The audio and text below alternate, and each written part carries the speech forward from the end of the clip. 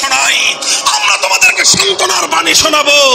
আসো হাতে হাত রাখি, সমস্ত বৈষম্য, জুলুম, স্বৈরতন্ত্রের কবর রচনা করে আল্লাহর কোরআনের সমাজ গড়বার জন্য হাতে হাত রাখি।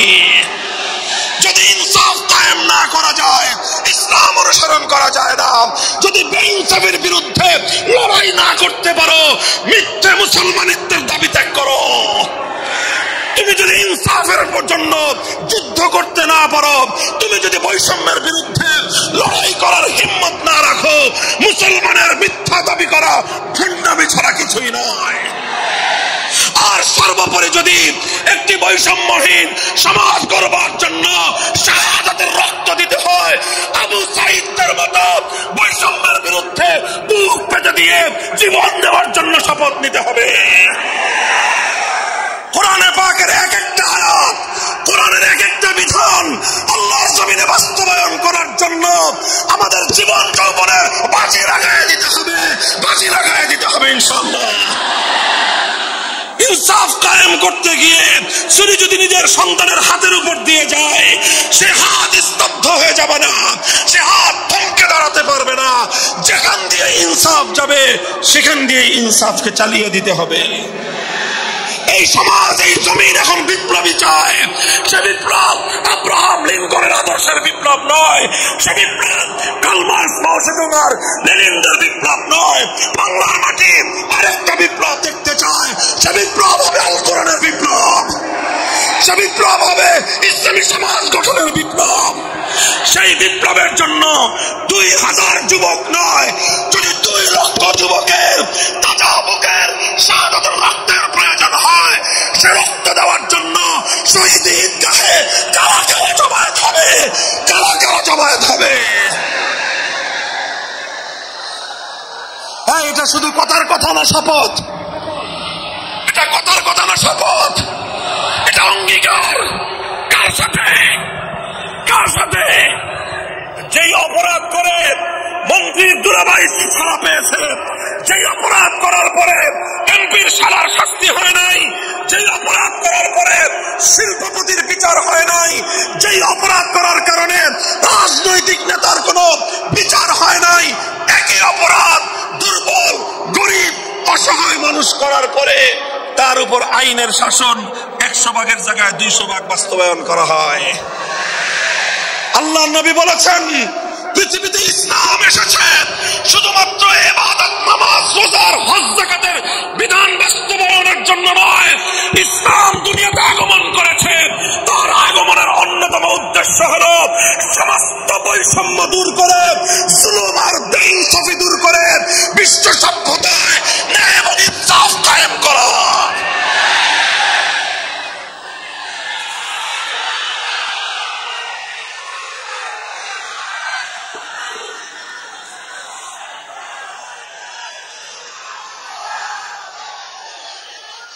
মনে রাখবেন, বৈষম্যহীন সমাজ গড়া এটা শুধু বৈষম্য বিরোধী ছাত্র নেতৃবৃন্দের দায়িত্ব নয়। বৈষম্যহীন সমাজ গড়া এটা শুধুমাত্র বৈষম্য বিরোধী ছাত্র নেতৃবৃন্দের দায়িত্ব নয়। বৈষম্যহীন সমাজ গড়া সর্বপ্রথম আল কোরআনের সৈনিকদের দায়িত্ব। বৈষম্যহীন সমাজ গড়া সর্বপ্রথম আল্লাহর নবীর সত্যিকার উম্মতদের দায়িত্ব। ওঠো, দাঁড়াও, হাত মুষ্টিবদ্ধ করো, সমাজ থেকে সকল বৈষম্যের কবর রচনা করবার শপথ নাও। মুহতারাম হাজিরিন, কথাটা খুব জায়গা লক্ষণীয়, শোনার বিষয়।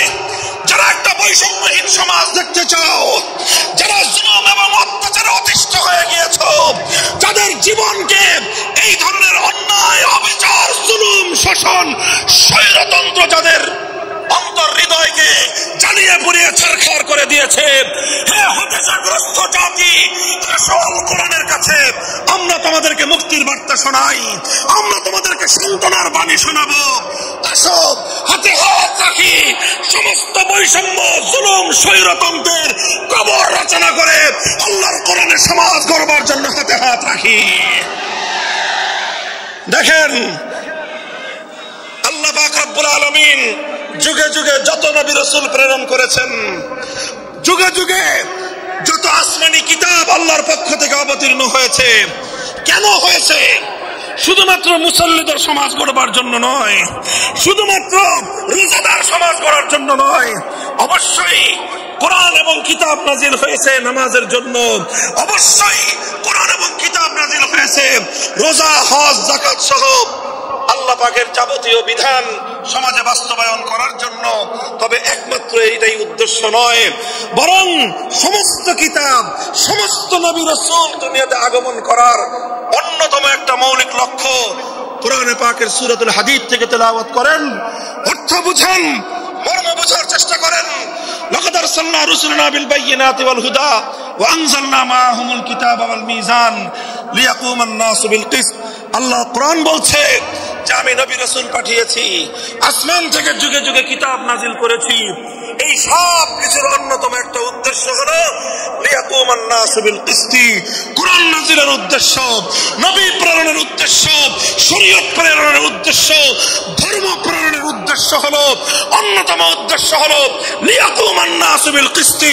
মানব সমাজ থেকে অন্যায়, অবিচার, জুলুম, শোষণ দূরীভূত করে ন্যায় এবং ইনসাফ কায়েম করা, এটাই হলো ইসলামের অন্যতম মৌলিক লক্ষ্য। যদি ইনসাফ কায়েম না করা যায়, ইসলাম অনুসরণ করা যায় না। যদি বেইনসাফের বিরুদ্ধে লড়াই না করতে পারো, মিথ্যে মুসলমানিত্বের দাবি ত্যাগ করো। তুমি যদি ইনসাফের জন্য যুদ্ধ করতে না পারো, তুমি যদি বৈষম্যের বিরুদ্ধে লড়াই করার হিম্মত না রাখো, মুসলমানের মিথ্যা দাবি করা ভণ্ডামি ছাড়া কিছুই নয়।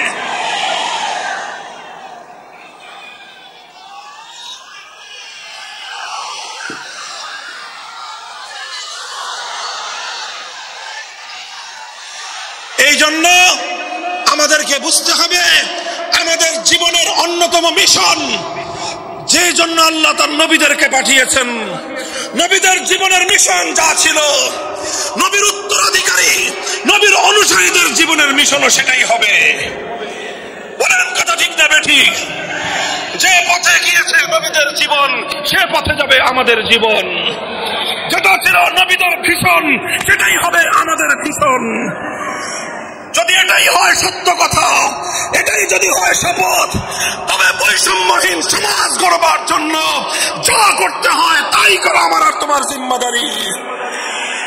যদি সেজন্য আমাদেরকে ঘাম ঝরাতে হয়, ঘাম ঝরানো আমাদের দায়িত্ব। আর যদি সেজন্য চোখের অশ্রু দিতে হয়, চোখের অশ্রু দেওয়া আমাদের দায়িত্ব। যদি সম্পদের কোরবানি করতে হয়, মাল সম্পদের কোরবানি করা, সেটাই আমাদের জীবনের দায়িত্ব এবং উদ্দেশ্য। আর সর্বোপরি যদি একটি বৈষম্যহীন সমাজ গড়বার জন্য শাহাদাতের রক্ত দিতে হয়, আবু সাঈদের মতো বৈষম্যের বিরুদ্ধে বুক পেতে দিয়ে জীবন দেওয়ার জন্য শপথ নিতে হবে।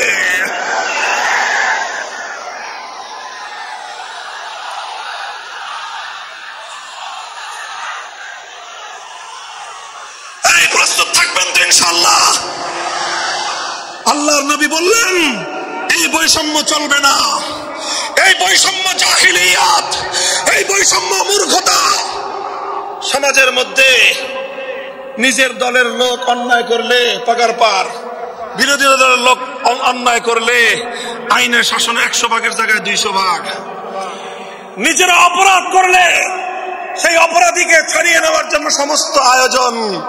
বিপক্ষ মতের লোকজন অপরাধ না করা সত্ত্বেও তাদেরকে কেচোর মতো মাটির গর্ত থেকে ধরে এনে তাদেরকে বিচারের মুখোমুখি দাঁড় করানো, অন্যায় ভাবে তাদের জীবন থেকে তাদের যৌবনের সময়গুলো কেড়ে নেওয়া, বছরের পর বছর অন্ধকার করা প্রকোষ্ঠে তাদেরকে বন্দী করে রাখা, এই জুলুম এবং অন্যায়ের অবসান যদি না ঘটাতে পারো, পুরুষ এবং যুবক মানুষ হিসেবে আল্লাহর কাছে জবাবদিহিতার সুযোগ থাকবে না।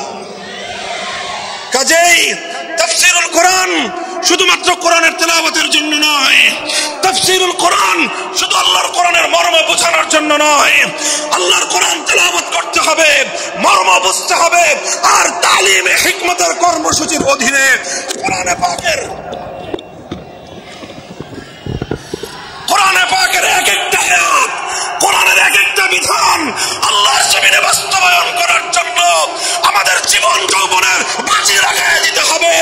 ফাঁসি লাগাই দিতে হবে ইনশাআল্লাহ। হযরত রাসূল আকরাম সাল্লাল্লাহু আলাইহি ওয়াসাল্লাম বলছিলাম, জাতির উদ্দেশ্যে প্রদত্ত মক্কা বিজয়ী মহাবীর আমিরুল মুমিনিন নবিয়ুল্লাহ খলিফাতুল্লাহ ফিল আরদ খলিফাতুল মুসলিমিন মুহাম্মদুর রাসূলুল্লাহ সাল্লাল্লাহু আলাইহি ওয়াসাল্লামের বক্তব্যের কথা। আল্লাহ নবী বললেন, বৈষম্যের কারণে আল্লাহ পাক রব্বুল আলামিন পৃথিবীর বহু জাতিকে ধ্বংস করে দিয়েছেন। সুতরাং শুনে রেখো, আমার দ্বারা বৈষম্য হবে না। শুধু আমার বংশের লোক দেখে, আমার গোত্রের লোক দেখে, আমার রক্তের আত্মীয়তার সূত্রের কারণে আমি অপরাধ প্রমাণিত হওয়ার পরেও তার উপর কোরআনের বিধান বাস্তবায়ন করব না, এটা আমার দ্বারা সম্ভব নয়। এরপরে আল্লাহর নবী যেই কথাটি বললেন, সেই কথা যদি আল্লাহর নবী হাদিসে না বলতেন, তাহলে সেই কথা উচ্চারণ করতে আমাদের জিহ্বা কেঁপে উঠত, আমাদের বক্ষ প্রকম্পিত হতো। আল্লাহর নবী বললেন, ওয়াল্লাহ লাউ আন্না ফাতিমাতা বিনত মুহাম্মাদিন সারাকাত লাকাতাতু ইয়াদাহা, ওয়াল্লাহি লাউ আন্না ফাতিমাতা বিনত মুহাম্মাদিন সারাকাত লাকাতাতু ইয়াদাহা।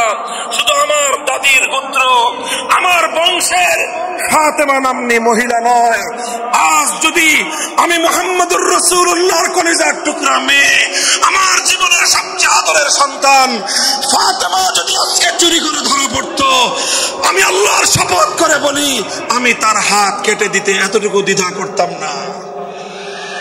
মুহতারাম হাজিরিন, এটাই হলো তালিমে হিকমত।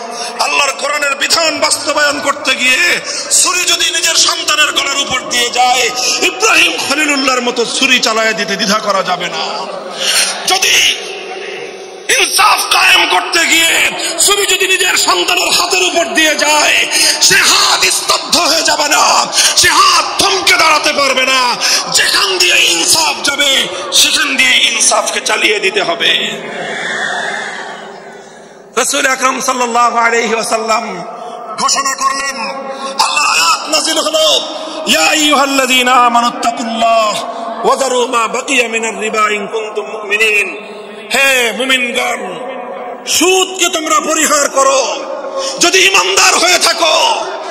যদি ঈমানদার হয়ে থাকো, কি করো তোমরা? সুদকে পরিহার করো। কি করো? ইত্তাকুল্লাহ, তোমরা আল্লাহকে ভয় করো।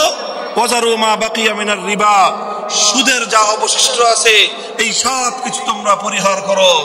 আর যদি না করো, সুদ যদি তোমরা পরিহার না করো, ফাজারু বিহারবিন মিনাল্লাহি ওয়া রাসূলিহি, আল্লাহ এবং তার রাসূলের পক্ষ থেকে যুদ্ধের ঘোষণা শুনে নাও। হে জাতি, হে মুসলিম সম্প্রদায়, আমরা তোমাদের কাছে পয়গাম পৌঁছে দিতে চাই। আল্লাহর উপর বিশ্বাসী জাতি, আল্লাহর নবীর উপর আস্থাশীল জাতি কোনদিন সুদি কারবার করতে পারে না। সুদ ভিত্তিক অর্থ ব্যবস্থা দিয়ে তাদের সমাজ চলতে পারে না। আল্লাহর উপর বিশ্বাসীদের সমাজ যদি হয় সুদ ভিত্তিক, তার অর্থ হলো রাত দিন আল্লাহ এবং তার রাসূলের সঙ্গে তারা যুদ্ধে লিপ্ত। যে মুসলিম জাতি আল্লাহর সাহায্য নিয়ে বিশ্বব্যাপী বিজয়ী হওয়ার স্বপ্ন দেখে, সে মুসলিম জাতি যদি স্বয়ং আল্লাহর সঙ্গে যুদ্ধে লিপ্ত থাকে, তাদের জীবনেও কল্যাণ এবং বিজয় আসার সম্ভাবনা নাই। এই জন্য মুসলিম জাতির উত্থানের জন্য মুসলমানদের বিজয়ের পূর্ব শর্ত হলো সুদ পরিহারের মাধ্যমে আল্লাহর সঙ্গে যুদ্ধ বন্ধ করতে হবে, আল্লাহর পক্ষ থেকে সাহায্য চাইতে হবে। কোরআনের আয়াত, সূরা বাকারার আয়াত, এই আয়াত নাজিল হওয়ার পরে আল্লাহর নবী শুধু তেলাওয়াত করে দায়িত্ব ক্ষান্ত করেন নাই, শুধু সুদের মর্ম বুঝিয়ে নিজের দায়িত্ব ক্ষান্ত করেন নাই। তৃতীয় দায়িত্ব তালিমে হিকমত, সুদকে সমাজ থেকে সমূলে উৎখাত করার উদ্যোগ নিয়েছেন। বলেন সুবহানাল্লাহ। শুধু আলোচনা করে বক্তৃতা দিয়ে নবীর দায়িত্ব শেষ হয় নাই, শুধুমাত্র তাফসীর করে দিয়ে নবীর দায়িত্ব ক্ষান্ত হয় নাই, বরং এক একটা বিধান, আল্লাহর এক একটা আয়াত কিভাবে সমাজে বাস্তবায়ন করা লাগে, করা যায়, নবীজি প্র্যাকটিক্যাল ভাবে তার উদ্যোগ গ্রহণ করেছেন। কিভাবে উদ্যোগ নিয়েছেন? সুদের বিরুদ্ধে কি উদ্যোগ নিয়েছিলেন? কিতাব উল্টান, হাদিসের কিতাব, বুখারী শরীফের হাদিস। নবীজি ঘোষণা দিলেন, আলা ইন্না রিবাল জাহিলিয়াতি মাওদুউন তাহতা কদামাইয়া। জাহিলিয়াতের যুগে যত সুদের কারবার চলতো ইসলাম এবং আল কোরআনের সমাজ গড়বার পর, সেই জাহিলি যুগের রীতি সুদ ভিত্তিক অর্থ ব্যবস্থা মুসলিম সমাজে আর থাকতে পারে না। নবীজি বললেন, সুদের কবর রচনা করলাম আমি আমার পায়ের নিচে। আল্লাহ নবী আক্ষরিক অর্থে কথা বললেন, আমি আমার পায়ের নিচে সুদের কবর রচনা করলাম। এরপরে আল্লাহ নবী ঘোষণা দিলেন, অনেকে আছো তোমরা যারা আগে কুফরির জমানায় জাহেলিয়াতের যুগে সুদের উপর লগ্নি করেছো, সুদের উপর মানুষকে ঋণ দিয়েছো, সুদী মহাজন যারা সুদের ভিত্তিতে মানুষকে টাকা দিয়েছো, এইরকম কাজ কারবার যারা করত, সেই যুগে তাদের মধ্যে একজন ছিলেন স্বয়ং আল্লাহর নবীর চাচা হযরত আব্বাস বিন আব্দুল মুত্তালিব রাদিয়াল্লাহু আনহু। মক্কার ঘরে ঘরে আব্বাস রাদিয়াল্লাহু আনহু মানুষের কাছে ঋণ টাকা দিতেন, টাকা পাওনা ছিল এবং সকল টাকা লগ্নি করা ছিল, বিনিয়োগ করা ছিল সুদের ভিত্তিতে। আল্লাহর নবী ঘোষণা করলেন, জাহেলি যুগের সমস্ত সুদ আমি আল্লাহর নবী মওকুফ ঘোষণা করলাম। সর্বপ্রথম যেই সুদ আমি মাফ ঘোষণা করলাম সেটা হলো আমার চাচা আব্বাসের সুদ। কাউকে আমার চাচার কাছ থেকে যারা ঋণ নিয়েছিল, কেউ আর আমার চাচার সুদ দিতে হবে না, শুধুমাত্র মূল পুঁজিটা ফেরত দিবে। সুদ আজ থেকে কবর রচনা করা হলো। হে মুসলমান, যেই সুদের কবর রচনা করে সেই কবরের উপর ইসলামের বিজয়ের বুনিয়াদ কায়েম হয়েছিল, ইসলামের বিজয়ের কেতন উড়েছিল। অন্যায় বৈষম্যের কবর রচনা করে, সুদ ভিত্তিক অর্থ ব্যবস্থার কবর রচনা করে আজ মুসলমানেরা আবার সেই কবর খুঁড়ে সেখান থেকে জুলুম, অত্যাচার, সুদ ভিত্তিক অর্থ ব্যবস্থাকে কবরের পচা মাল, কবরের মরা পচা গলা লাশ মুসলিম সমাজের মধ্যে আবার পুনর্বাসিত করেছে। এজন্যই আজ মুসলমানদের এই অধঃপতন। যদি মুক্তি চাও, যদি মুক্তি চাও, শুধুমাত্র ইবাদত দিয়ে মুক্তি আসবে না। ইবাদত যেমন করতে হবে, যেরকম নামাজ, রোজা, হজ, যাকাত, তাসবিহ, তাহলিল আদায় করতে হবে, ঠিক একই ভাবে সমাজ সংস্কার করার জন্য সমাজ থেকে জুলুম দূর করতে হবে, বৈষম্য দূর করতে হবে, বেইনসাফি দূর করতে হবে, সুদ ভিত্তিক অর্থ ব্যবস্থার বিরুদ্ধে জাতীয়ভাবে ঐক্য গড়ে তুলে সুদের বিরুদ্ধে যুদ্ধ ঘোষণা করতে হবে। রাজি আছেন তো ইনশাআল্লাহ? আল্লাহ পাক তৌফিক দান করেন। হাদ্দামান 3 দফা কর্মসূচি গেল, তালিমে হিকমত সর্বশেষ আলোচনা ও সমাপ্তির দিকে। নবীজির 4 নম্বর কর্মসূচি হলো ওয়ায়ুআল্লিমুহুমুল কিতাবা ওয়াল হিকমাতা ওয়া ইউযাক্কিহিম। ইউযাক্কিহিম অর্থ হলো তাজকিয়া। তাজকিয়ার অনেক অর্থ। তাজকিয়া বলে শুধুমাত্র পীর মুরিদি বোঝানো হয়, তাজকিয়া বলে শুধুমাত্র তাসাউফ চর্চা বোঝানো হয়, তাজকিয়া বলে শুধুমাত্র কিছু ওয়াজিফা আদায় করা বোঝানো হয়। তাজকিয়ার আসল সারমর্ম হলো, একটু লক্ষ্য করে বুঝেন, খুব গভীর এবং তাৎপর্যময় একটা কথা। তাজকিয়ার মূল অর্থ হলো, দেখেন কর্মসূচি ছিল কয়টা? 4টা। 1 নম্বর কর্মসূচি ছিল তেলাওয়াতে কিতাবুল্লাহ, আল্লাহর কিতাবের তেলাওয়াত। 2 নম্বর কর্মসূচি ছিল তালিমে কিতাব, কিতাবুল্লাহ, আল্লাহর কিতাবের মর্ম বোঝানো। 3 নম্বর কর্মসূচি ছিল তালিমে হিকমত, অর্থাৎ আল্লাহর কিতাবের প্রত্যেকটা বিধান, প্রত্যেকটা বিষয়কে প্র্যাকটিক্যাল আমলে পরিণত করা, কার্যে পরিণত করা। কথা ঠিক না বেঠিক? 3 নম্বর কর্মসূচি হলো শুধু আমলে পরিণত করাই দায়িত্ব শেষ নয়, বরং আমলে পরিণত করার পরেও আরো অগ্রসর হতে হবে। 4 নম্বর কর্মসূচি হলো আল্লাহর কোরআনকে নিজের আখলাক এবং নিজের চরিত্রে পরিণত করা। কোরআনকে চরিত্রে পরিণত করা, কোরআনের চরিত্র অর্জন করা। কোরআন যে আখলাকের কথা বলেছে, কোরআন যে চরিত্রের কথা বলেছে, সেই কোরআনী চরিত্র যখন একজন মানুষ গঠন করতে পারে, এটাকে বলা হয় তাজকিয়া। এটার নামই হলো তাসাউফ। মুহতারাম হাজিরিন, আল্লাহর নবী নিজের জীবনে 100% আল্লাহর কোরআনকে নিজের চরিত্রে পরিণত করতে পেরেছিলেন।